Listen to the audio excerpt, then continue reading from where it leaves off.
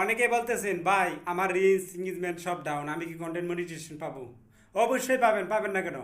কিন্তু আপনাকে এখন যেহেতু ফেসবুক মনিটাইজেশন দিচ্ছে, তাই আমি সকল ভাইদের উদ্দেশ্য করে আমি এই ভিডিওটা তৈরি করলাম। আপনারা একটু এখন একটু শ্রম দেন, কারণ ফেসবুক যথাসময়ে আবার কন্টেন্ট মনিটাইজেশন উঠিয়ে নিতে পারে।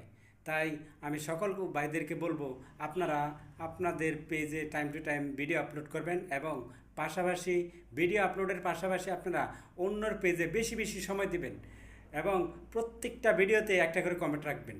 কমেন্ট দিলে তো ভাই, আমাকে যদি আপনি কমেন্ট করেন বা অন্যকে একটা কমেন্ট করেন, তাহলে তো আপনার লস নাই।